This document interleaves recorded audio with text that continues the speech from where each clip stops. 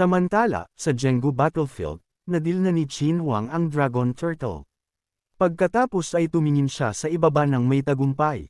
Hihi, kayong mga demonic beast sa ibaba, patay na ang inyong Demon King. Gaano katagal pa kayong mga rebelding scums magpapalagay ng laban? Sa pagkakita na patay na ang kanilang hari, nagsimulang magpanik ang mga demonic beast sa ibaba. Never mind, bumalik tayo at maghanda para sa susunod na laban. Sa pagkakita sa mga taong ito na naghahanda na umatras, ang mga gilid ng bibig ni Lin Xuan ay tumaas.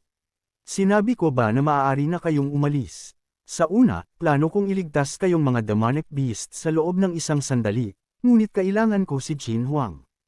Babalik ka ba? Patayin kayong lahat. Kung gayon, si Qin Huang ay kailangang manatili rito habang buhay, kaya hindi ko kayo bibigyan ng oras para huminga. Ngayon ang araw na mamamatay kayo. Naging walang masabi si Qin Huang nang marinig ito. This stinky brat, bakit siya masyadong mayabang ngayon? Kumain ba siya ng mali? Sa sandaling ito, mula sa ibaba, mula sa kampo ni Qin Huang, isang boses ang tumunog. Brat, huwag kang masyadong mayabang. Niliko ni Qin Huang ang kanyang ulo at bahagyang kumunat ang noo. Xinglong, andito ka pa. Si Xinglong ay isang binata na may pilat sa mata. Umusad siya at yumukod, sinasabi, Your Majesty, ang Jenggu battle ay nagdulot ng malalaking pagkalugi. Ang pag-atake ngayon ay hindi isang rational action. Pakiusap, mag-isip ka muli. Pagkatapos mag-isip ng sandali, bahagyang tumanggo si Qin Huang. Tama si Xinglong. Ang mga demonic beasts na ito ay talagang mahirap harapin. Ang pag-atake ngayon ay hindi ginagarantiyahan ang tagumpay. Mayroon ka bang plano? Sumagot si Lin Xuan na may makatarungan at seryosong mukha. I don't. Damaloy ang hangin sa bibig ni Qin Huang. Holy crap! Wala kang plano, walang utak, walang katalinuhan. Isa lang mid-stage Earth Immortal. Anong ginagawa mo rito? Kinamot ni Lin Xuan ang kanyang ulo at sinabing may ngiti, ngunit mayroon akong master sa ibaba. Ang Scorpion-bodied Vice Demon King ay naiinip na sa lahat ng pagpapaliban. Sumigaw siya, nakikipaglaban ba kayo o hindi? Bigyan niyo ako ng isang diretsyong sagot. Hindi nagatubili si Lin Xuan at sumigaw pabalik, fighting, do. Paano ka pa makakaalala sa akin? Nang marinig ito ni Xinglong, itinaas niya ang kanyang mga manggas at tumingin ng masama. Nasa gitna tayo ng isang labanan. Maaari mo ba itong seryosohin? Para kang ikakasal. Tumawa si Lin Xuan. All right. Nasa harap natin ang mga kaaway.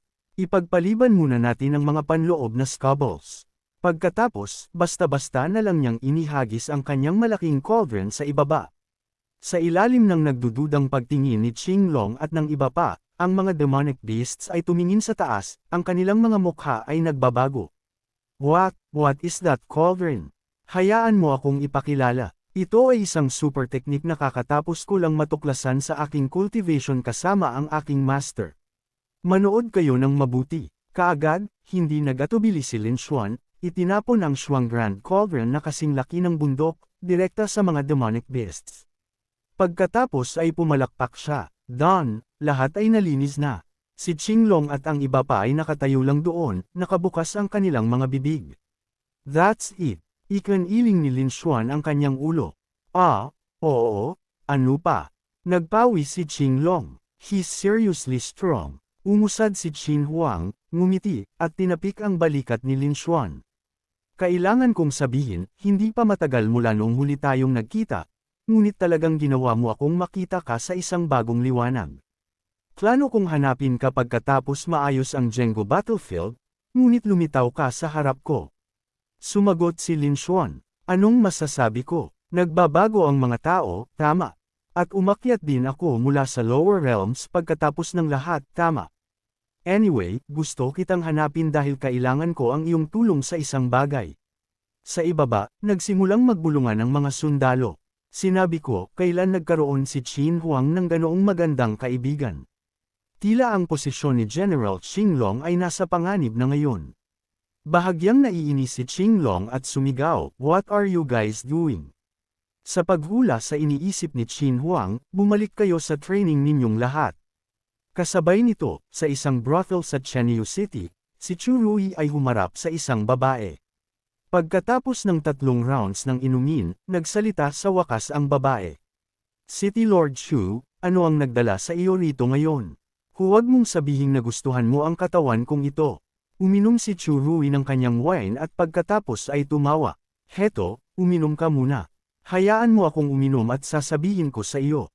Ang babae ay walang iba kundi si Shangguan Linger. Open your mouth and let this little one feed you. Sa pagsasabi niyan, itinaas ni Chu Rui ang wine cup at ibinuhos ito sa bibig ni Shangguan Linger. Right, anoan, naniniwala ka ba sa pagmamahal sa isang tao sa loob ng isang buhay, isang mundo? Umiling si Shangguan Linger. Flower Streets, Willow Alleys, ang mga lalaki ay laging sentimental. Kung tatanungin mo sila kung gusto nilang magmahal, karamihan sa kanila ay walang sagot. Ngunit kung ito ay para lang sa pananakop, mas simple iyon. Pagkabalik mula sa brothel, muling pumasok si Chu Rui sa Chenyo City Dungeon. Conquest, ha, parang masaya. Sa tabi niya, si Yurang ay may dalang masarap na pagkain. Pagkatapos mag-isip ng isang sandali, iwinagayway ni Chu Rui ang kanyang kamay. Tara, bumaba tayo. Ang maliit na pet na iyon ay matagal ng gutom. Dapat ay nag-aasam na siya sa aking pagkain, tama. Sabi ni Shangguan Linger, para masupol ang isang lalaki, kailangan mo munang sakupin ang kanyang tiyan. Gusto kong makita kung totoo iyon. Ngunit nang tumingin siya sa loob ng dungeon, ang mukha ni Chu Rui ay naging kasing itim ng ilalim ng palayok. Hindi sinasadyang nahulog sa lupa. Nasaan sila? Saan sila nagpunta? Nang marinig ang sigaw, ang prison warden ay nanginginig na tumakbo. This subordinate, hindi ko alam. Pakiusap, iligtas mo ang aking buhay, City Lord. Iwinagayway ni Chu Rui ang kanyang kamay, hinawakan ng tuktok ng ulo ng warden at casual na dinurog ito. Useless thing. Kasabay nito, sa battleground ng Xiangju, matapos marinig ang buong kwento mula kay Lin Xuan, medyo nagalit si Qin Huang. Hay nako, paano nagiging depraved ang City Lord ng teritoryo ng Qin? Hey, tipunin mo ang 200 elite soldiers agad. Papunta na tayo sa Chenyo City para huliin ang mga traitors. Oh yeah, at magmast kayo. Kailangang pumasok ng tahimik, ayokong guluhin ang pugad ng mga hornets. Kinabukasan, hulaan mo kung sino ang nagpakita sa main gate ng Chenyo City. Si Qin Huang mismo. Nang makita si Qin Huang, ang mga guards sa Chenyo City ay nagkagulo. May pupunta ba at sasabihin na biglang nandito si Qin Huang? Sa kanyang silid, si Chu Rui ay umiinom ng tsaa nang sumugod si Yurang ng may panik. City Lord, dumating si Qin Huang. Bago pa siya makariyak, sumugod na si Qin Huang, sumisigaw. Yu Hasi, alam mo ba ang ginawa mo? Nanatiling kalmado si Chu Rui. Malapit ka nang mamatay at naglalaro ka pa rin ng pagiging matapang. May magsasample sa kanya. Isang kislap ang sumilay sa mga mata ni Chu Rui at ang mga sundalo sa likod ni Qin Huang ay biglang nakaramdam ng panginginig sa kanilang gulugod. Mukhang mahina ang babaeng ito kanina, ngunit ngayon, mayroon itong bone-chilling aura na nagpapanginig sa iyo. Pagkatapos takutin ng mga sundalo sa isang tingin, dahan-daang sinabi ni Chu Rui. Qin Huang, huwag kang masyadong worked up. Ang pagiging galit ay hindi maganda para sa iyong kalusugan. Qin Huang, nakalimutan mo na ba na ang Chenyo City ay teritoryo ni Chu Rui? Ang mga salita niya ay nagparamdam kay Lin Xuan na may mali. Sa nakalipas na ilang araw, si Lin Xuan ay naglalakad sa paligid ng lungsod na may mga utos ni Qin Huang, na nagdudulot ng kaguluhan, at ngayon, may nagpapanggap na Qin Huang. Napaka-convenient. Umusad si Qin Huang at sinampal si Chu Rui sa mukha. You wretch, alam mo ba ang sinasabi mo? Kahit pagkatapos ng sampal, nanatiling kalmado si Chu Rui. Qin Huang, pakiusap, huwag kang magalit. Narinig ko na ang mga sundalo ng Qin ay gumastos ng napakaraming energy sa Kangju battle. Kung hindi ako nagkakamali, kahit na ikaw ay talagang si Qin Huang, ang iyong katawan ay dapat na umaabot na sa limit nito pagkatapos ng campaign na iyon, tama. Kumunot ang noo ni Qin Huang. Ano ang ipinapahiwatig mo? Samantala, sa Small World, pinapanood ni Yurang ang eksenang nagaganap at hindi mapigil ang magtanong, Master, totoo ba ito? Talaga bang mahirap harapin si Chu Rui? Maaari ba itong harapin ni Lin Xuan ng mag-isa? Kalmadong sumagot si Lin Yunqing. Kung siya iyon, tiyak na kaya niya. Nagtitiwala ako kay Lin Xuan. Pagbalik sa labas, pagkatapos ng mahabang katahimikan, nagsalita sa wakas si Lin Xuan. Kaya, inaamin mo na pinawi mo ang Zhao family at pagkatapos ay na-frame mo ako, tama? Ang mga labi ni Chu Rui ay bumaluktot sa isang ngiti. What if I did? Sa tingin mo, ang pagdala kay Qin Huang dito ay may malulutas. Maliit na pet, hayaan mo akong sabihin sa iyo. Si Qin Huang ay isang walang laman na puppet, walang iba kundi isang shell. Ano, hindi mapigilan ni Lin Xuan na magulat. At umusad si Chu Rui, nagsisimulang mag-flirt kay Lin Xuan. Sa border Demon Beast Unrest, mayroon pa ring silbi si Qin Huang, ngunit kapag tapos na ang gyera, ang korte ang unang papatay sa kanya. Payo ko sa iyo, sumuko ka na sa pakikipaglaban at magpasakop ka ng masunurin. Itinulak ni Lin Xuan ang kanyang kamay, sumisigaw. In your dreams. Tumawa si Chu Rui. Haha, maliit na pet, kahit pagkatapos ng lahat ng ito, hindi ka pa rin magpapasakop sa akin. Oh well, mamamatay na rin kayong lahat, kaya hindi ko na talaga gusto na magsalita pa ng marami sa iyo. Sa halip na malaman ang katotohanan at mamatay sa kawalan ng pag-asa, mas mabuti na wala kang alam, tama. Si Qin Huang, na nasa tabi nila, ay labis ng galit. Ikaw evil woman, hindi mo ba alam kung kaninong korte ito? Hindi natakot si Chu Rui at tumawa ng malakas. Haha, natatakot ako na hindi pa alam ng kanyang kamahalan na si Qin Huang, tama. Ako ay patagang nagpapalaki ng maraming trained assassins at ang kanilang lakas ay hindi mas mahina kaysa sa iyong mga sundalo ng Qin. Clap clap, pumalakpak siya ng ilang beses. Come on out, sa isang iglap, hindi mabilang na mga taong nakaitim ang lumitaw sa lugar na ito. Dakpin ninyo ang mga taong ito para sa akin. Ngunit pagkatapos niyang magsalita, ang lahat ng mga swords ay itinuro ng diretso sa kanyang leeg. Iyon ang sandali na sa wakas ay nagsalita si Qin Huang. Miss Chu, hindi mo siguro alam, ngunit bumalik ako sa lungsod kagabi.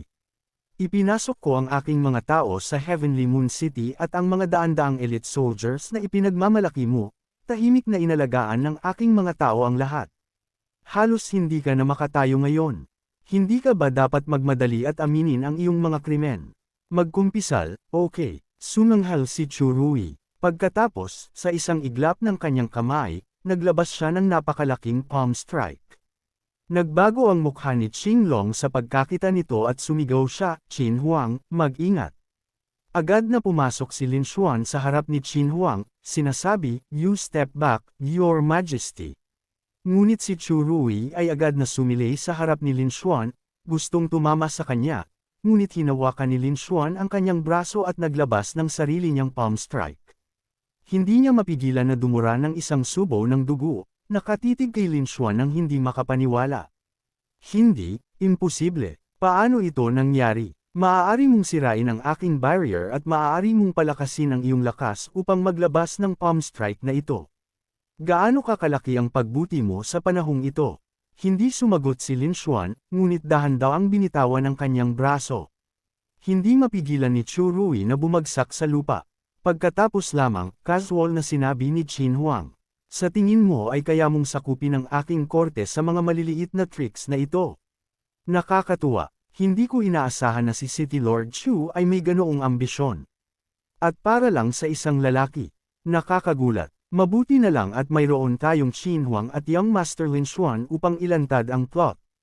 Ang lalaking ito ay talagang kamangha-mangha. Nagsimulang kumalat ang mga bulungan mula sa mga templo, inns, at mga kalye ng Heavenly Moon City. At matapos marinig ito ni Lin Xuan, labis siyang natuwa. Tila sikat na ako rito. Hey, ang Fen Sisters ay ibinalik na sa Heavenly Moon City ni Lin Xuan. Kaya, ang Young Master na pumasok sa aking silid noong gabi ay pinoprotektahan kami, ayaw niya kaming masangkot sa labanan na ito. Nilapitan ni Shangguan Linger si Lin Xuan muli, sinasabi, Young Master Lin Xuan's strength truly lives up to his reputation. Kung maaari akong makipag-ugnayan sa kanya ng mas madalas, sino ang nakakaalam, baka bumuti ang aking cultivation. Sa pag-iisip ng eksena kung saan inilipat ni Lin Xuan ang kanyang inner force sa kanya, hindi mapigilan ni Shangguan Linger na umubo ng ilang beses. Ubo, bakit ako nagsisimulang mag-isip ng mga ganoong bagay? Kasabay nito, sa Shu High-Tech, nilapitan ni Wang si Lin Yunqing, sinasabi, Emperor, kung talagang nag-aalala ka kay Lin Xuan, bakit hindi mo ako pakawalan para makatulong ako sa kanya? Umiling si Lin Yunqing, nagpapatuloy pa rin sa paglilinis. Sige, huwag mo nang banggitin yun muli. Ang Invincible Immortal Sect ay mayroong craftsmanship competition at sa tingin ko, ang paglilinis ay isa ring craftsmanship. Narinig ito ni Wang at medyo nagulo. Haha, talagang nabuhay ako sa punto kung saan kailangan kong umasa sa isang craftsmanship competition para patunayan ang sarili ko. Ito ay napakahirap. Tanging marinig si Lin Yunqing na nagpatuloy. You have to walk your own path, Lin Xuan. Ang paraan ng pagtrato ko sa iyo dati at ang paraan ng pagtrato ng mga tao sa rehiyon ng Qin sa iyo ay lahat para lang diin ka. Ngayon, kung gusto ka talagang tretuhin ni Qin Huang ng mabuti, kailangan mong husgahan sa iyong sarili kung totoo iyon. Salamat po sa panunood.